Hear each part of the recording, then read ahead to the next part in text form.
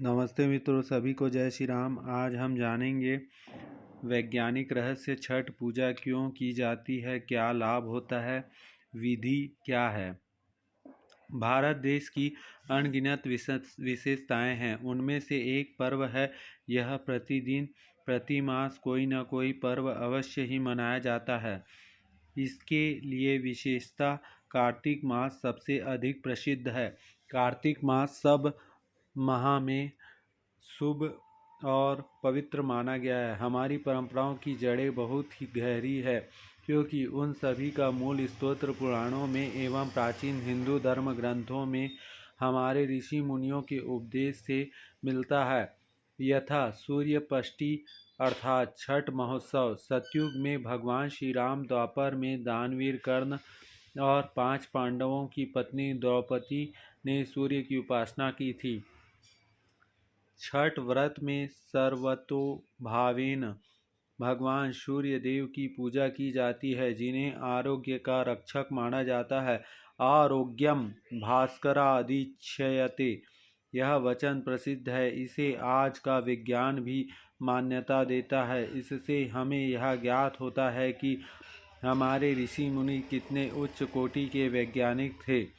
आइए इस पावन पर्व पर भगवान सूर्यदेव के साथ साथ हमारे पूर्वज एवं उन ऋषि मुनियों के श्री चरणों में कृतज्ञता पूर्वक शरणागत भाव से कोटि कोटि नमन करते हुए प्रार्थना करते हैं कि उन्होंने अपने जीवन में अनगिनत प्रयोग करके जो सत्य और एवं सर्वोत्तम ज्ञान हमें दिया है, उनके बताए मार्ग पर चलकर हमें अपने जीवन को सार्थक करने एवं अन्यों को भी इस मार्ग पर चलाने के लिए प्रेरित करने का बल वे हमें प्रदान करें। छठ पर्व बिहार एवं झारखंड में सबसे अधिक प्रचलित और लोकप्रिय धार्मिक अनुष्ठान के रूप में जाना जाता है।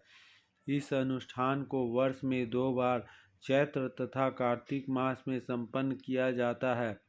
दोनों ही मासों में शुक्ल पक्ष की षष्ठी तिथि को सायंकाल अस्तजलगामी सूर्य देव को अर्घ्य अर्पण करते हैं और सप्तमी तिथि को प्रातःकाल उदयमान सूर्य को अर्घ्य अर्पण किया जाता है।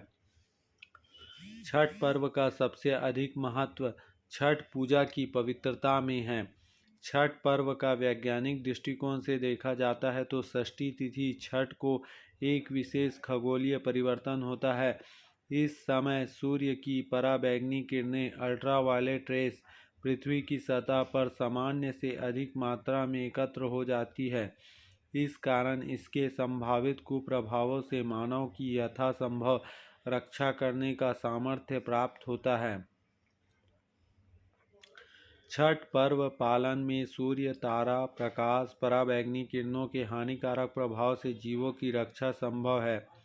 पृथ्वी के जीवों को इससे बहुत लाभ मिलता है। सूर्य के प्रकाश के साथ उनकी पराबैंगनी किरणें भी चंद्रमा और पृथ्वी पर आती है। सूर्य का प्रकाश जब पृथ्वी तक पर पहुंचता है तो पहले वायुमंडल मिलता है। वायुमंडल में प्रवेश करने पर उसे आयन मंडल मिलता है। पराबैंगनी किरणों का उपयोग कर वायुमंडल अपने ऑक्सीजन तत्व को संश्लेषित कर उसके एलोट्रोप ओजोन में बदल देता है। इस क्रिया द्वारा सूर्य की पराबैंगनी किरणों का अधिकांश भाग पृथ्वी के वायुमंडल में ही अवशोषित हो जाता है। पृथ्वी की सतह पर केवल उसका नगण्य भाग ही पहुंच पाता है। सामान्य अवस्था में पृथ्वी की सतह पर पहुंचने वाली पराबैंगनी किरणें की मात्रा मनुष्य या जीवों के सहन करने की सीमा में होती है। अतः सामान्य अवस्था में मनुष्य पर उनका कोई विशेष हानिकारक प्रभाव नहीं पड़ता, बल्कि उस धूप द्वारा हानिकारक कीटाणु मर जाते हैं, जिससे मनुष्य या जीवन को लाभ होता है। छठ जैसी खगोलीय स्थिति चंद्रमा और पृथ्वी के भ्रमण तलों की सम रेखा के दोनों छोरों पर सूर्य की पराबैंगनी किरणें कुछ चंद्र सतह से परिवर्तित तथा कुछ गोलीय अपरिवर्तित होती हुई पृथ्वी पर पुनः सामान्य से अधिक मात्रा में पहुंच जाती है। वायुमंडल के स्तरों से आवर्तित होती हुई सूर्यास्त तथा सूर्योदय को यह और भी सघन हो जाती है। ज्योतिषीय गणना के अनुसार यह घटना कार्तिक तथा चैत्र मास की अमावस्या के 6 दिन उपरांत आती है। ज्योतिषीय गणना पर आधारित होने के कारण उसका नाम और कुछ नहीं बल्कि छठ पर्व ही रखा गया है।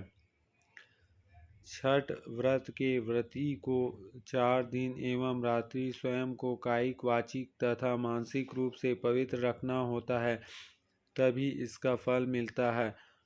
उदा वाक्य संयम रखना पड़ता है। वाक्य संयम में सत्य, प्रिय, मधुर, हित, मित एवं मंगल कारणीय अंतर्भूत होती है। यह 4 दिन एवं रात्रि व्रती को केवल साधनारत रहना पड़ता है। वैसे तो यह पर्व विशेष रूप से स्त्रियों द्वारा ही मनाई जाती है, किंतु पुरुष भी इस पर्व पर बड़े उत्साह से मनाते हैं।